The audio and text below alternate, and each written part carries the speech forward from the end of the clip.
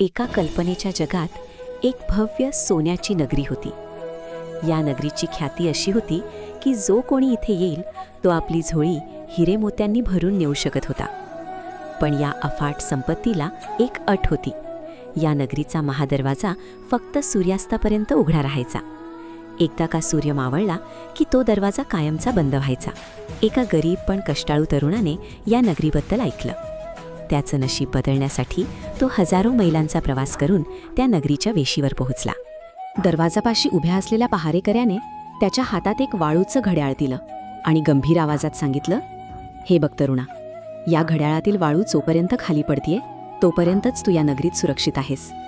सूर्यास्त झाला की ही वाळू संपेल आणि दरवाजा बंद होईल." चालता चालता तो एका सुंदर बागेत पोहोचला. तिथे सुगंधी फुलं होती आणि फळांनी लगडलेली झाडं होती. तिथल्या हवेत एक वेगळीच मोहिनी होती. त्याला भूक लागली होती. त्याने विचार केला, थोडं जेवण करतो आणि थोडी विश्रांती घेतो, मग ताकदीने सोनं गोळा करायला सुरुवात करेन. त्या नगरीतल्या राजेशाही अण्णाने आणि थंड वाऱ्याने त्याला सुस्ती आली. तो एका झाडाखाली आडवा झाला आणि त्याला कधी गाढ झोप लागली हे त्याला कळलंच नाही. मोह आणि आळसाने त्याच्या वेळेवर हळूहळू डल्ला मारायला सुरुवात केली होती. अचानक एका जोराच्या वाऱ्याने त्याला जाग आली. त्याने आकाशाकडे पाहिलं आणि त्याचे पाय लटलटू लागले. सूर्य मावळतीला टेकलेला होता. क्षितिजावर लालसर छटा पसरली होती.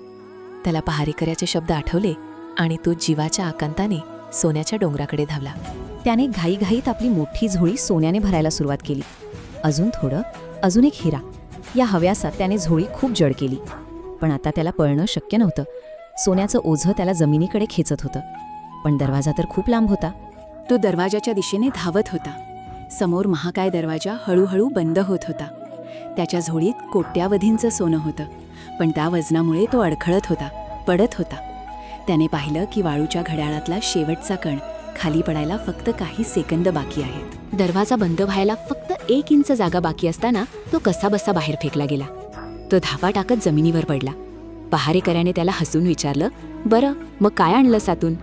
तरुणाने मोठ्या अभिमानाने आपली सोन्याने भरलेली झोळी दाखवली. त्याला वाटलं तो आता जगातला श्रीमंत माणूस झालाय. पण पहारेकरी जोरात हसला आणि म्हणाला, "मूर्खा, नीट बघ. तू ज्या सोन्यासाठी तुझा मौल्यवान वेळ विकला ते सोनं या नगरीच्या वेशीबाहेर गेल्यावर फक्त दगड बनतं. या नगरीतून बाहेर फक्त तीच गोष्ट नेता येते जी तू तिथल्या अनुभवातून आणि सत्कर्मातून मिळवली आहेस. ही सोन्याची नगरी म्हणजे दुसरं काही नसून आपलं आयुष्य आहे.